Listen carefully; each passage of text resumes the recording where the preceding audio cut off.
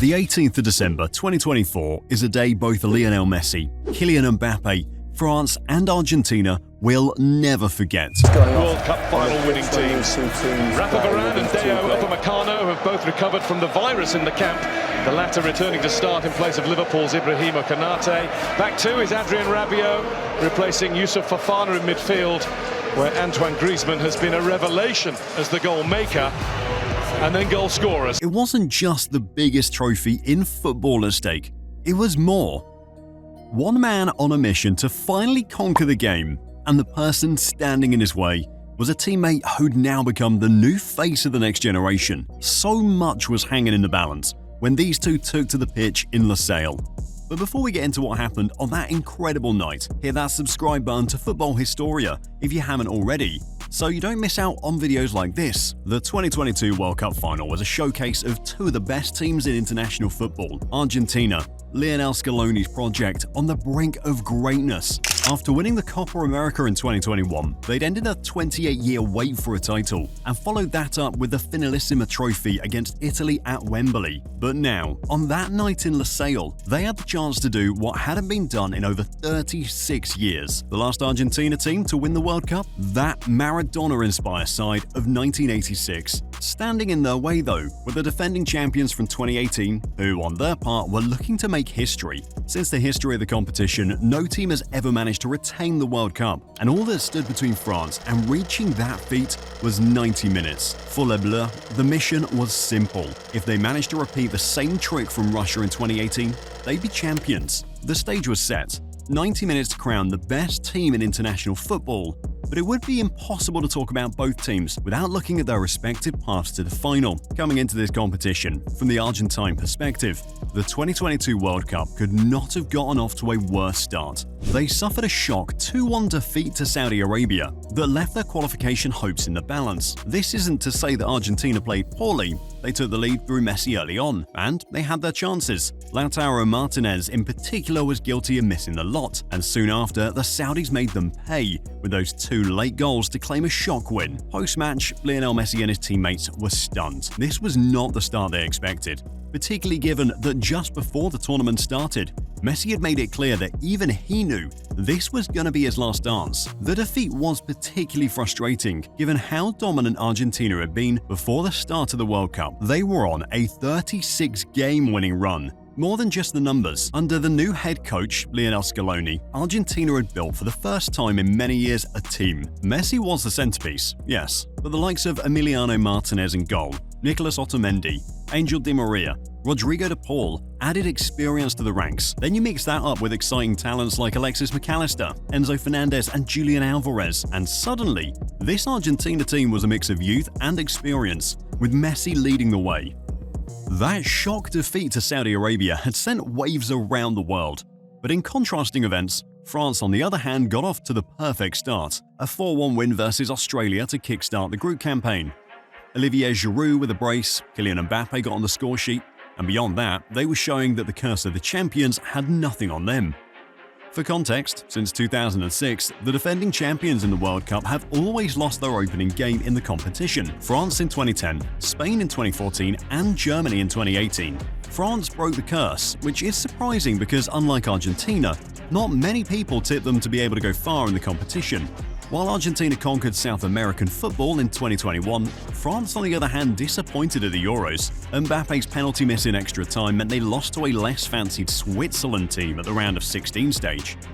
But back to the World Cup now, and France had put out a team that, although it failed to perform in the last major tournament, still had players who could make a difference on any stage. Kylian Mbappé was the star turn, but in that team there was also experienced players like Olivier Giroud, Raphael Varane, Captain Hugo Lloris, Antoine Griezmann, Kingsley Coman, players who had been at the highest level for France, with the mixture of young talents like Eduardo Camavinga, Aurélien Tchouameni, Deo Upamecano, William Saliba. The blend of talent, experience and youth, just like Argentina, had put Les Bleus in an interesting position. Back to the group stages now, and over the next two games it followed a similar pattern. Argentina knew they had to beat Mexico to stand any chance of progressing in the second group stage game, and after an intense 62 minutes, La Albiceleste's magic man made the difference. Messi with a goal and the assist for the second later on.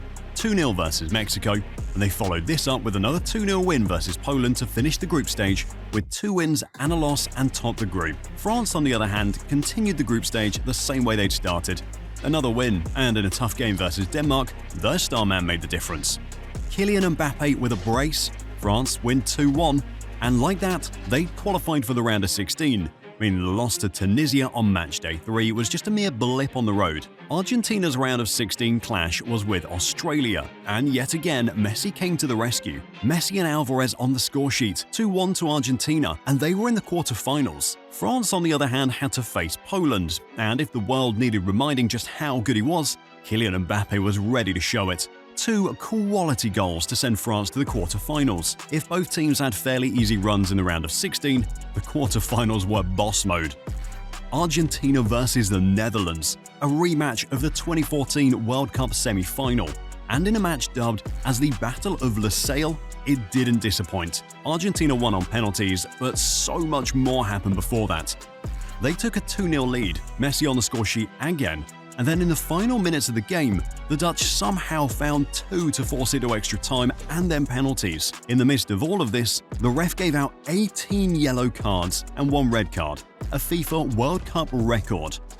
France, meanwhile, had to face one of the tournament favourites in the round of 16, England.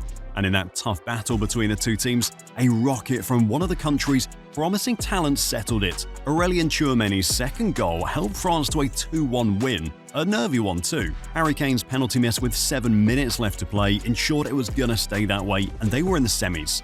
Argentina in the last 4? They came up against a Croatian team that had knocked out Brazil in the last 8. But more importantly in this context, the same team that had embarrassed them just 4 years ago in Russia. They beat them 3-0 in the group stage. This time though, at the end of the 90 minutes, the score count remained the same, 3-0, but with a different outcome. Argentina was in the final of the World Cup in Messi's last dance.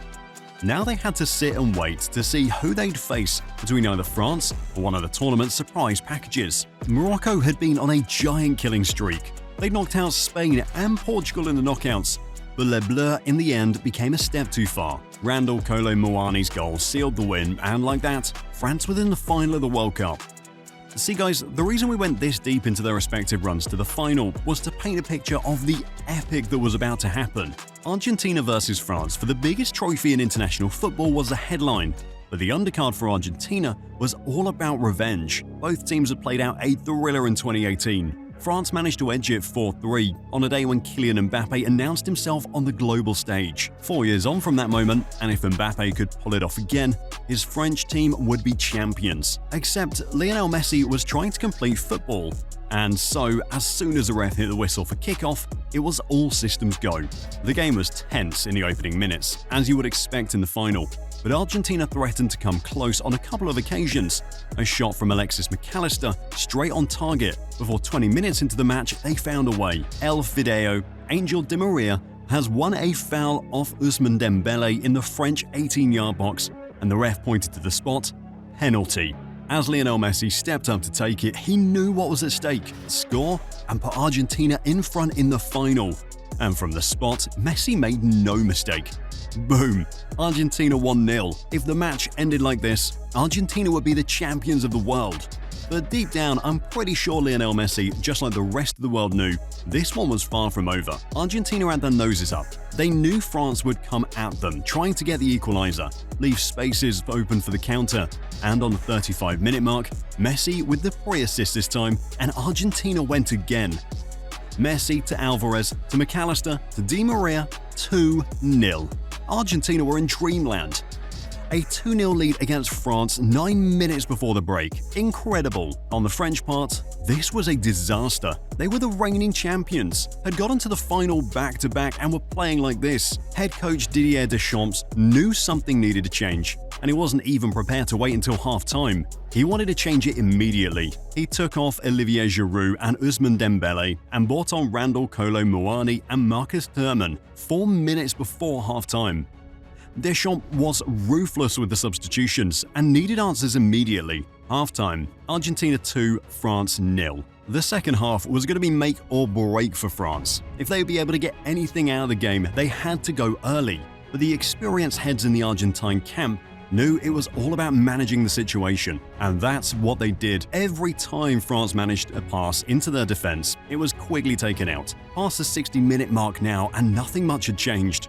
Argentina continued in the same pattern until 18 minutes later, France found a lifeline. Randall Kolo Muani was fouled in the box, and the referee blew for the penalty. Mbappé versus Emiliano Martinez from 12 yards, and France's number 10 didn't disappoint. Bang! 2-1 France, game on. Argentina still had the lead, but they knew in that moment that the French would come at them. But what they didn't know was how soon this was going to happen. France could sense the nerves in the Argentine team, and only 3 minutes later, Mbappé shocked the world. To be able to pull that off in a game as big as this, France back in the final, amazing. Mbappé had captured the attention of the entire world.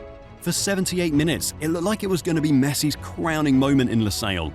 But in the space of 180 minutes, Mbappé had turned the game on its head, and at 2-2, it was shaping up to be the most entertaining final, well, ever. Both teams had near shots on goal, but at the end of the 90, the scores were tied at 2-2.